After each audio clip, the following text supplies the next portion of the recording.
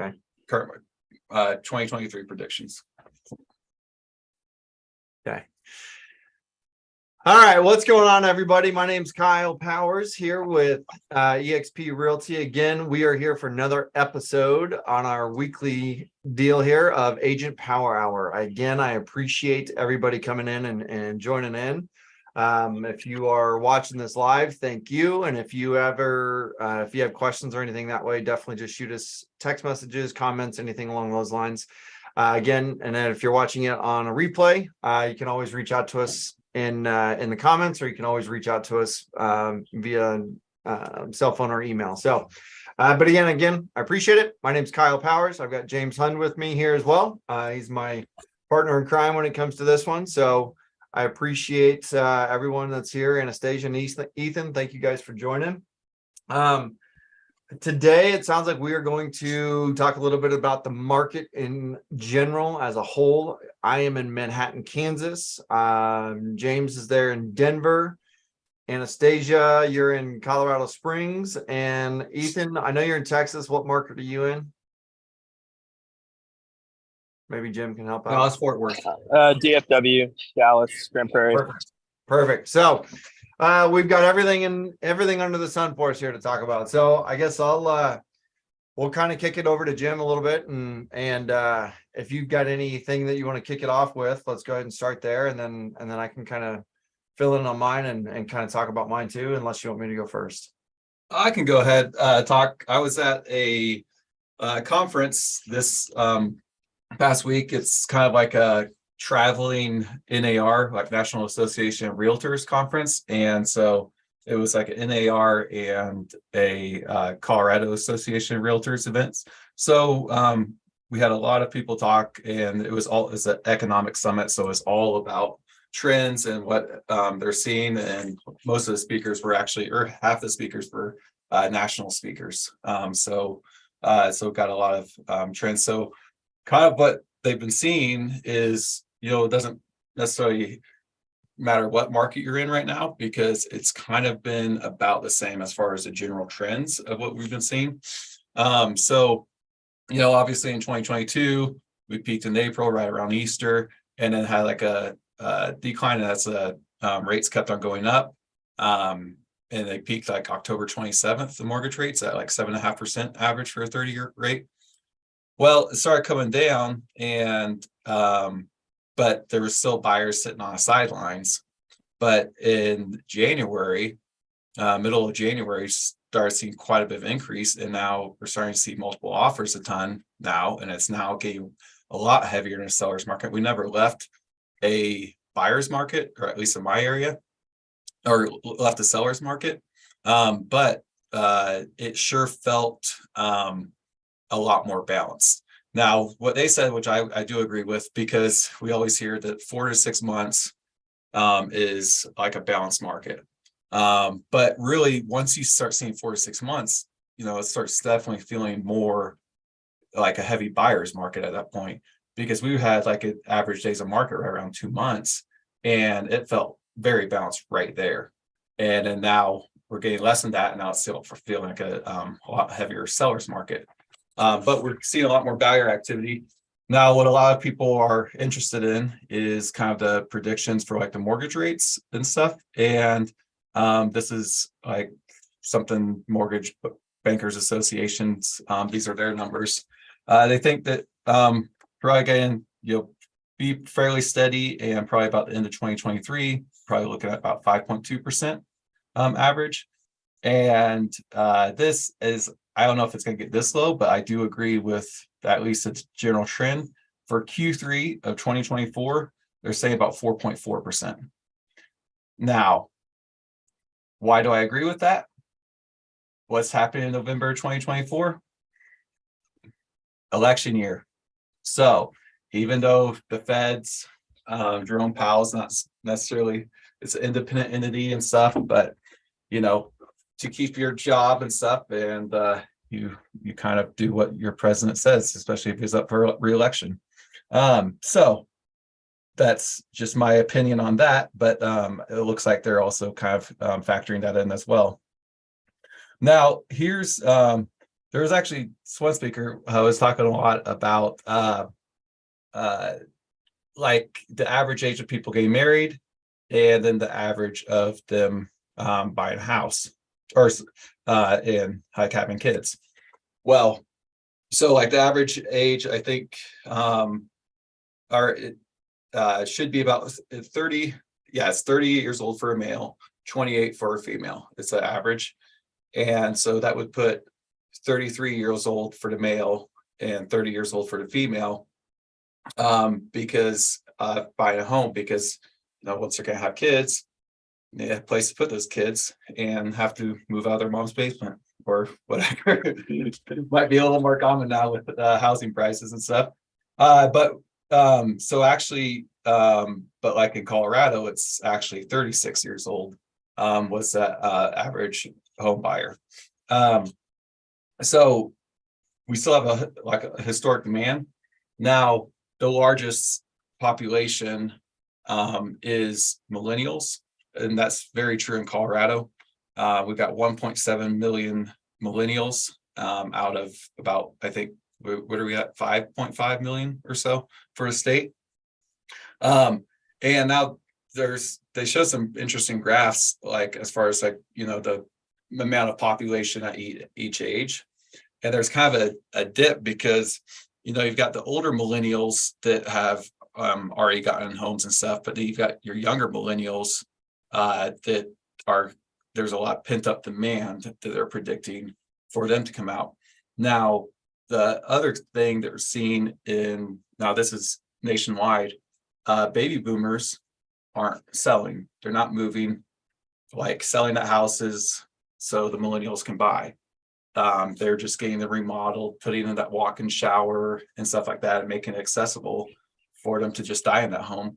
So we've got even more homes that aren't coming onto supply that we typically have always had, that older generation letting go of their homes, but leave it to the baby boomers to guess again. But anyways, along with their 30 trillion in debt they racked up. Apologize to any baby boomer viewers here. So December down, housing was down 40% year over year. Sorry, the supply amount of listings. But we had so many people sitting on the sidelines too. And is that in your market or is that national? Sorry, this is in Colorado. Yeah. But they had, I think I think maybe the national average is around 30%. It was pretty significant too. And so like, some of these numbers are just kind of general trends, but that was kind of seen all around here. And I think there has been, how we had buyer exhaustion is what kind of the term we were using, like the spring. Buyers exhausted because they're putting so many offers and everything else, and they can't get anything because they don't have $100,000 extra to put down. So they just were getting exhausted. Well, they took a break. They stopped looking in the summer and fall and stuff. And now I think those buyers, in my opinion, are exhausted from waiting and like, hey, these prices are good enough. And now they're jumping back in. At least kind of in my market, it kind of seems that that's kind of what we're seeing. We're definitely seeing a lot more buyer activity, and about every agent I talk to across the country this past 3 weeks have said that they have definitely seen an increase in buyer activity. Now, housing affordability, it's still been declining, and definitely in the Colorado market. And in Colorado, the construction just hasn't been able to keep up with the demand. So that has definitely squeezed the prices and stuff. And, there's not really a lot that's saying that this is anything like 2008, because I don't have the exact numbers, but in 2008, the supply of new construction homes and homes on the market were just way higher. So in the past decade, so I found this interesting. In the past decade, we have seen record low inventory. We were actually peaked in the 70s. We had way more homes and we have less population, but we way more homes. And of course, we're always looking at homes built in the 70s, but yeah, they're there. It's kind of been decreasing. And then there was a huge drop off after the housing recession, and then we've still been at a pretty low supply, or as far as new construction supply, and that has even went down even more the past like 3 years. So we are hitting record lows on new housing supply and stuff in single family homes, but we have record demand. So we've got this completely flipped. So, with you have such a shortage of supply, because like you look at like Phoenix and places that got hit really hard during the housing recession, they were building like crazy. They had tons of housing and stuff available. And now we're just not seeing that at all, because we don't have that. We've got this demand. So my kind of, they said, I'll kind of stop talking so you guys can talk for a little bit. But kind of what I see and stuff is for 2023 is my prediction for 2023 is that we will have a little like this increased buyer activity through the spring and stuff. And it will be still about the same, for the sellers. But my prediction is that we are not going to have, to buy a $400,000 house that you need to offer $500,000 and put $100,000 in appraisal gap. I don't think that'll happen. I think you'll be fine at list price unless you really want the house, and you probably wouldn't have to probably put in more than 4 or 5 offers before you finally get one at list throughout this next year. And I think as the rates decline, we'll keep the buyers going. I think we'll the summer, I assume that you'll have some with multiple offers. Most things will go for around list.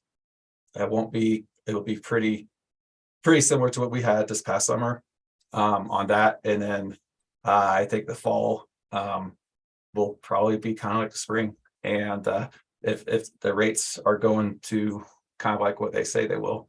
But yeah, just all of the trends just there. I just don't see anything that's showing that we will not have demand, because it seems like even if we go into recession and stuff, we still have such a pent up demand, and all these millennials got to start having kids, and there's a huge demand going to be in the next 4 to 5 years, or from now until the next 4 or 5 years, having kids and buying homes that haven't bought yet.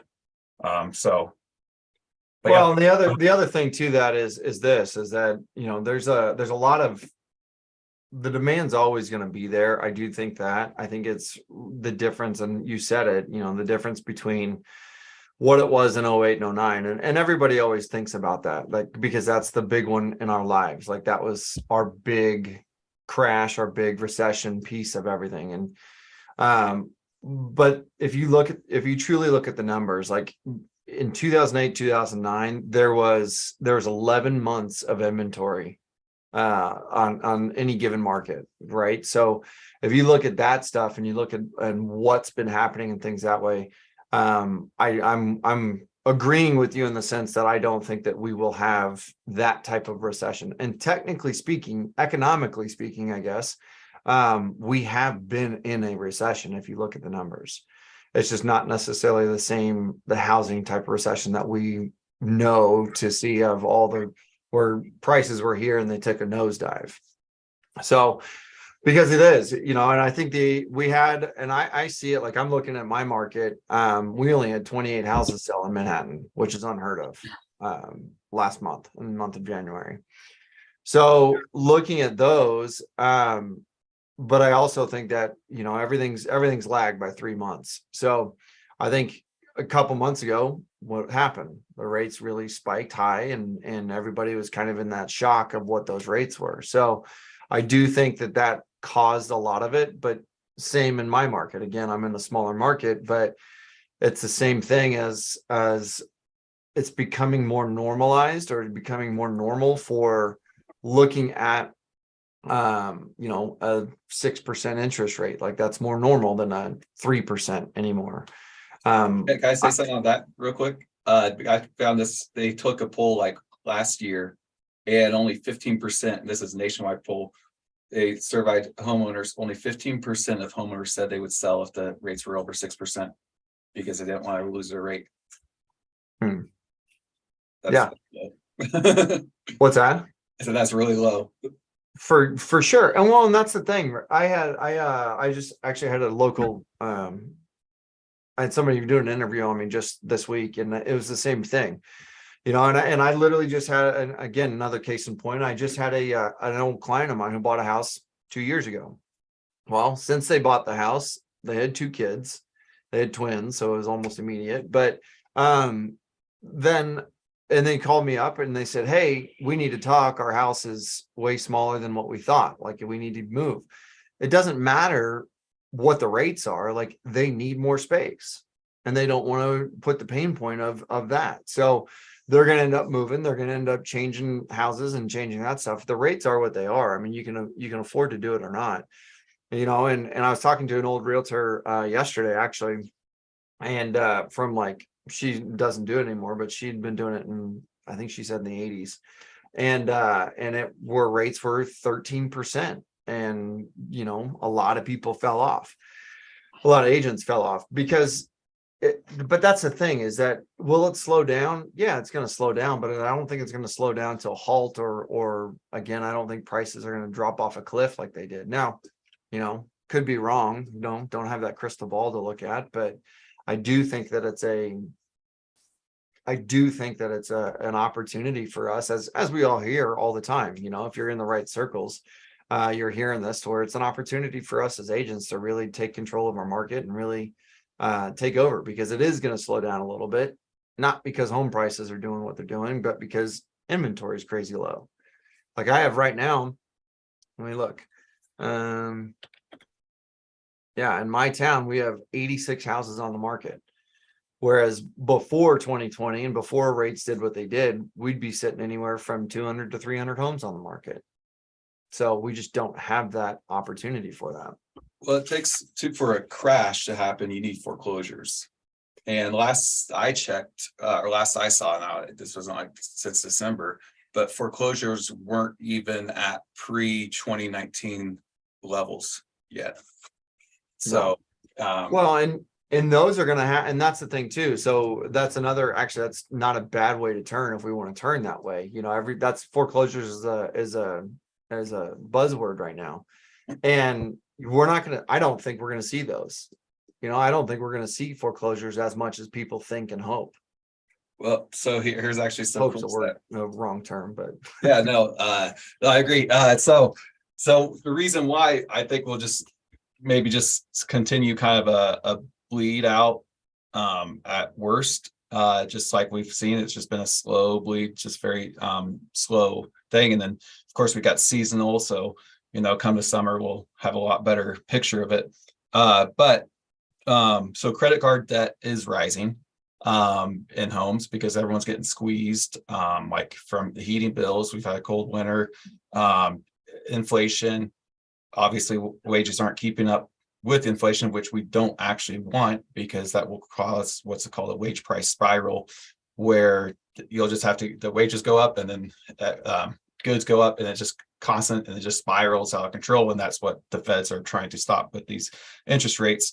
But it has created a big squeeze for people. Like if you're making $80,000 in 2020, right before all of this happened, you need to be making $100,000, right about $100,000 in my market, just to keep up with that. And that's just in a couple of years, which that's insane. So everyone's getting squeezed, but so our credit card debt's going up. But they're okay for now because a lot of them have equity in their homes. So this is the trend, the thing that I thought was interesting. There's $11.5 trillion in tappable equity in the United States homeowners.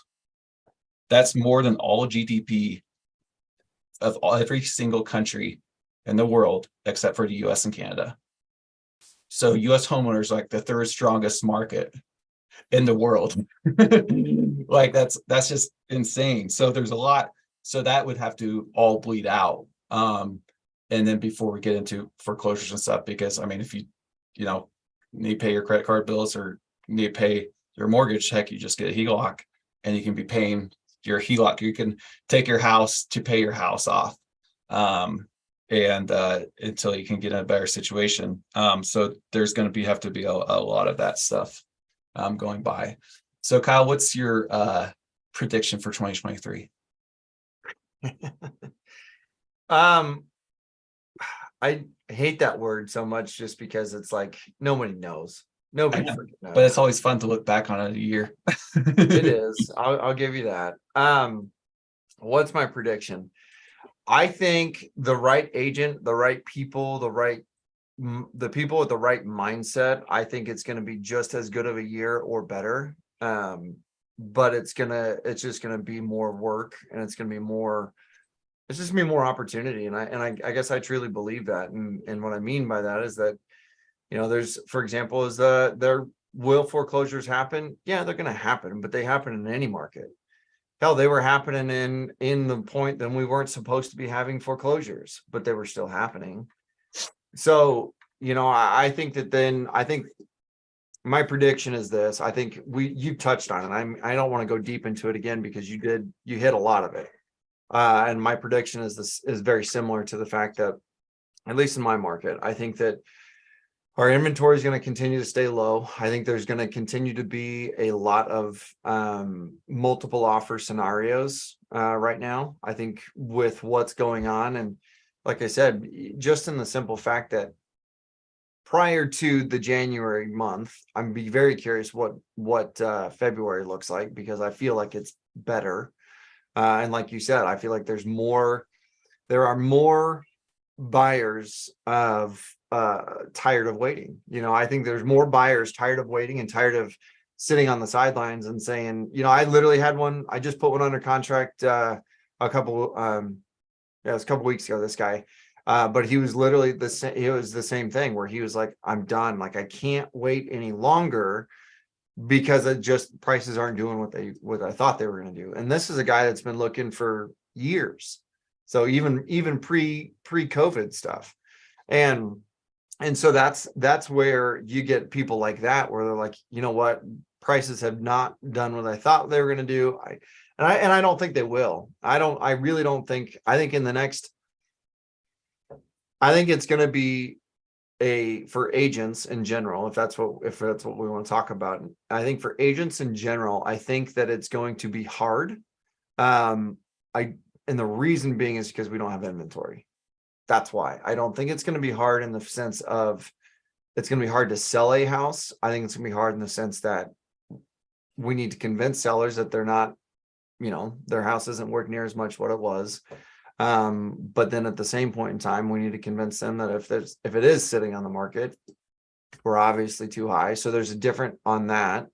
And then at the same point in time, it's been convincing buyers that, hey, rates are doing what they're doing. Like, eventually it's going to come down, or eventually it's going to change. And if it doesn't, then you just wasted a year or more of paying. I know in my market, an average rent's about $1,600, of paying $1,600 a month in rent. So then you just wasted how much money in rent at that point in time. So I think once you look at it and you look at those numbers and you pull those up, go find the house that you can afford. Don't put yourself in a bad position as a homeowner, and don't put your clients in a bad position as a real estate agent, and just let them make that decision. And I think that's where there's going to be a lot of opportunity for it. So you got hit on this quite a bit. I was going to ask you like what your recommendation for buyers or buyers agents would be for this year. And here's my recommendation is that I would block off every Mother's Day weekend, Memorial weekend, 4th of July, right when mid-August when school is starting. And I would get extremely serious, and I would be showing houses or putting offers in on those exact weekends, because I feel like it only matters. Yes, the market mass economics are going to do what they are going to do, but the only thing that matters is what the buyer and the seller agree to, and that's only two people. So what's happened, everything else doesn't really matter, and those are when the showings are the least. So usually can get the best deal, and that's that's how you can get the seller concessions and stuff and negotiate a deal. So if you can, jump on that, that's how I would play this market personally. Yeah. rather than like trying to wait if interest rates drop, because we never know. For sure. Like, yes, this is kind of, yes, we got inflation. Looks like it's peaked. Looks like it's turning. So, they're not doing as much of rate increases. The bond market is pricing in that for interest rates to decline too. But you just never know. Like they always say, if you had a crystal ball, would have retired a long time ago. So, but what you can do is the data we have, we know when the showings are really low. I mean, get weekly emails on that. And, I've definitely seen just the best times is when everyone else is, oh, well, we'll wait till next week. And we have a graduation this week and we've got, Mother's Day. Like, no, you should be out shopping. And so, Anastasia, what's your predictions? I'd say I'll leave it to the expert, aka Kyle and James. I wouldn't go that far. Experts is not who we are. We just pull out the numbers. Yeah. Now the other thing that we've kind of seen, we were talking about your at least 3-month lag and stuff. Well, the like stocks and crypto and all the other markets, we're all declining, and we saw that in the housing market that it seemed kind of obvious to me that we were peaking because we already kind of peaked on stocks and crypto and stuff, but then like the housing was still like people were still like going crazy. I'm like, whoa. And then then that started, that peaked and that level started leveling off. Now we've kind of hit a bottom, what looks like now a bottom, and things have been doing fairly decent in the past month for stocks and stuff. So so for right now, it's looking like a spring market to have a pretty good spring market, not like crazy like last year, but I think we'll have a lot of activity and not as much supply, because we haven't really seen, I don't think we've seen that much supply come back yet, but that could change in March. So what else? Oh, I don't know. I've been sending newsletters to all of to my sphere, and looking like I was updating and checking the percentage wise how much inventory we've been having from week to week. And every week I can see that the number of new listings is declining. Like there's not more inventory than it was in December. So Kyle, when do you usually start seeing inventory increase from the seasonal? Is it usually Typically around right around this time, like mid-February? About end of February. Yeah. I think end of February, beginning of March, and it also depends on how warm / cold your winter is. Yeah. Like for us, our winter's been pretty mild, so I'm starting to see more and more hit. So like we have, well, and so I guess that's the other part too. So like we have 27 new listings in the last 2 days. So but that's the other part too. It also, like, I know for some people you won't necessarily know this, but Junction City, which is a neighboring town for us, for me, is literally exploding. Like because there's not much inventory in Manhattan, we're getting the surrounding areas, the surrounding towns are getting more and more. And so then you're starting to see that too, because it's raising those prices too. So it's kind of it's an interesting piece of it, I guess, is something to think about, something to look at. So yeah, there's what's it? Oh, kind of a wide range, but in Colorado, it's a shortage of 93,000 to 216,000 units. So I'd just say conservatively, we need 100,000 more units to get this market in balance. yeah. So Well, and then yeah, I mean we could literally break this down to everything too. Like you could break it down per price range too. You know, it goes nuts on certain price ranges. So I know for me in my market, again, keep in mind everybody watching and here, it's completely different market. But for me, anything 300 and down, there's nothing available, nothing Same. worth a shit. Huh? Same. Yeah. Well, fair. But that's normal. Like I looked the other day, I think for last year, our average price point was like 270 was the average, but I'll bet you that goes up this year too. So Yeah, we're kind of our number is about 450. That there's really nothing, but last year it was about 500. There wasn't really anything. I gotta do this home and you guys have specials over there? in some Some markets, areas. some areas, just What do you mean specials? So like in some of our markets or some of our neighborhoods, and this is why I bring it up, because 300, 350 and up, you can get some new builds. And so with a new build, you've got special taxes on them. So some special taxes are $2,000 a year. And that's to bring in utilities, bring in curb and guttering, to bring in the infrastructure essentially. Mhm. And what developers in my market do is they take it and they pass it on to the homeowner instead of them paying it. So Thanks. no, it sucks. A little bit off topic, but I have a question that I feel like you guys might have an answer to. When I bet you've had clients who've rented out before buying, right? And they obviously, whoever the owner of the house, they're using the rental management company. And when the rental management company is not doing what they're supposed to do, is there anywhere to report them?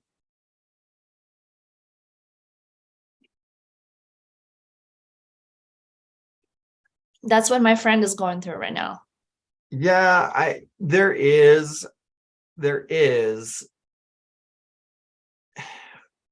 Who's stepping into that? Are you stepping into that? Or are you letting your friend step into that? No, I'm just giving an advice if I can, trying to help out because I want to give It- advice. I just kind of point her in the right direction.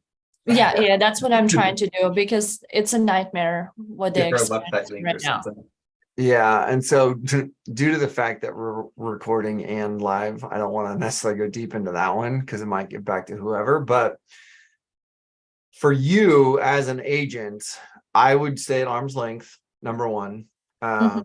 Like James just said, point her in the right direction, but I would not get involved in that because Oh yeah, no. you don't want to be in that. You want to be property managers, you want them to be your friend.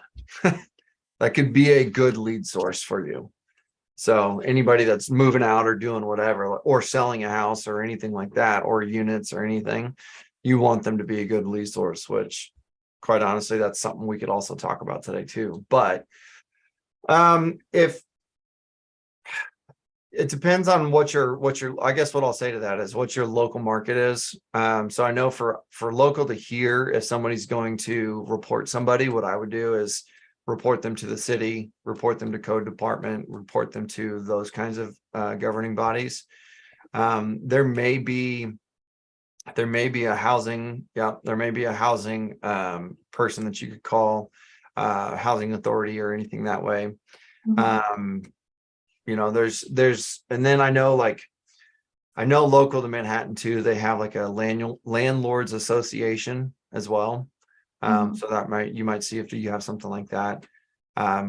It's never a bad thing to keep people accountable, but it's also one that I would tell you to tread lightly because you don't want to go in just wrecking people. So I guess, and so I always kind of look at that as a last resort, unless they've already used up all the other resorts, because by the time you do that, you might as well just already be planning your move out because it's just not going to be fun, and it's going to create a very a relationship that's not a place you want to live A in. very strained relationship. Like, so they'd have to be a pretty, so like, what are they? Like, is like the heat broken and they're not fixing it? Well, they had a gas leak and the property management company didn't do anything about it. And other stuff, there's just so much. And I feel like at that point it's unfair to people who are paying so much in rent, Yeah. more than some people paying mortgage, or more than majority of people paying mortgage. And it's a family, it's a human beings living there. So Yeah. it's kind of like, and they're being ignored for months and months and months over the tax calls and everything. So at that point, I feel like that's when it's time to. What town are they in? What county? Or what town? El Paso County, Colorado Springs. Okay. Let's see. Yeah, there's housing. And it's a real estate company that's managing it, by the way. So this is as far as I would go. mhm, I dropped those things and I would just text it to them yeah. and say, hey, here's these are people that you can call, and they're the ones who can provide you resources or stuff like that. And that would be as far as I would go, because you do not want to get involved in that. Yeah. Especially if they're a real estate company, because then they're gonna be watching you like a freaking hawk. Mhm. And so one little slip up and they'll report you, and then it works on your livelihood. Yeah, but I mean, that's what these housing authorities are for, is or one of the things they do is because there's, it kind of varies state by state and also the municipality of exactly what it's like in, like Manhattan, Kansas. Like you have to like provide AC that even in the summer it's not over like 82 degrees, and during the winter it's got to be over 65 degrees. And you have like I think they have a certain period that you have to like, can't be more than 24 48 hours. But those things, it's like, okay, well, if you absolutely can't, then get, like, let's say a furnace goes out and it's like New Year's weekend and stuff, and you can't get the furnace, then like, I mean, you could still like put space heaters and stuff. So, I don't really have much sympathy for bad landlords, but I also understand that tenants sometimes think that they live in a hotel. So it's but yeah, when it gets to that point where they're completely ignoring people and stuff, then and they're not being. So the other thing is, and then I'm just talking about this in general. Now let's say like you have furnace was out for a week and stuff, and they're not have been unresponsive to getting a new furnace, and it's 35 degrees in your place. What you Oh, can freezing, that's good. Yeah, what you can do is, and you really have to kind of look in exactly how to do this properly.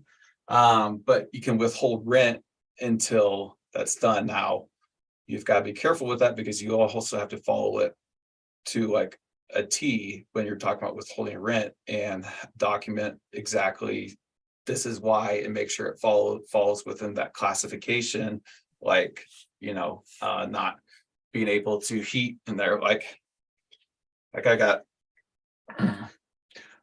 I shouldn't say this, but let's just say like, okay, it's really hot for one summer, this past summer, for many days, and maybe the AC couldn't keep up and keep the whole house at 67 degrees like they want, like all the time. So it was at 72 degrees. I'm like, okay, what rooms do you need in? Here's a window unit, put it where you need it. Like, if you need another one, I'll buy another one. And like, well, I just want the whole house like this. I'm like, are you kidding me? So, there's well within, way under 82 degrees or whatever the exact temperature is requirement. So yeah, there's some, So there's like a balance because some tenants don't tell you anything. You know, like how long has this leak been here? Oh, just like a couple weeks after we moved in. Like, tell me about this. Like, I don't want to get it fixed. I don't want to, like, you know, rotting the house and causing mold and everything. So yeah, but that's all I would do. Thank Just you. point, Yeah, point them in the right direction. that's exactly what I want to do. Yeah. Yeah. And yeah, give them a phone number, and that's really it.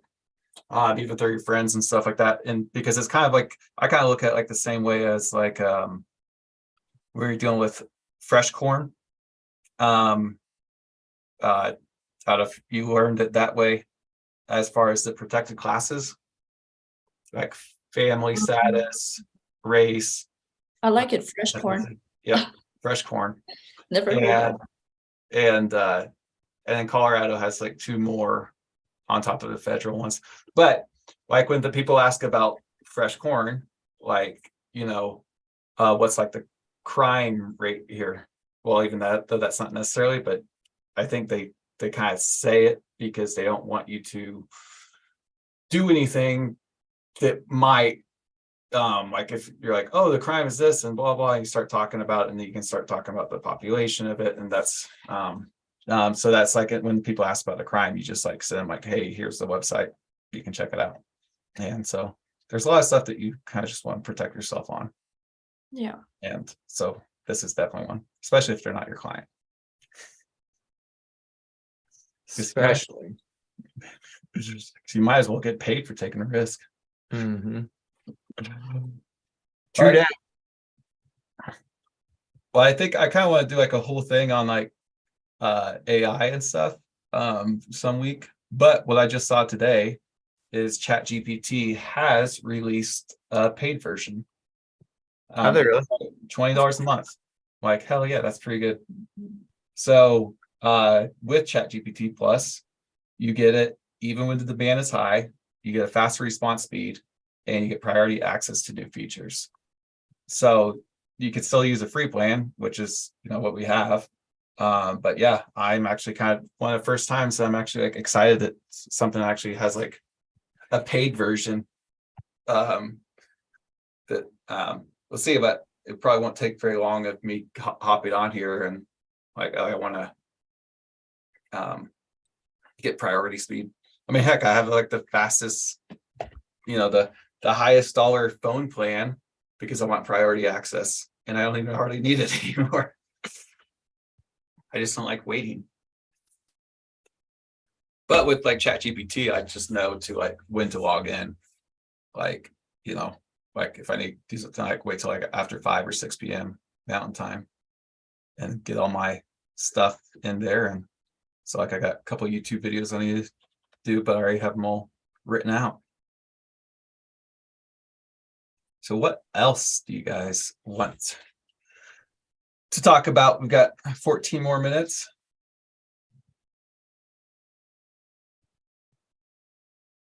I feel like I had a question, but I don't remember right now.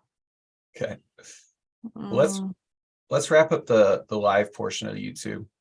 So we have that done. Kyle, would you want to give us an outro for our live YouTube viewers? Again, I appreciate everybody coming in and watching what you did. Again, if you have questions on the market, questions on anything that way, James and I do this every single Friday, so we'll be here from 11 to noon Central Time. Obviously adjust it for your time zone. And then if you do have any questions about anything with the market, anything about being a real estate agent for buyer's agent, seller's agent, working with investors, anything along those lines, please reach out to us. My personal cell phone number is 785-477-5485. James, you want to rattle yours off real quick? 303-746-7504. That's me, James Hunt. My first YouTube video. Said that a lot. There you go. So we do appreciate you guys watching. And if you need anything, put in the comments below or reach out to us and we'll get you taken care of. Bye.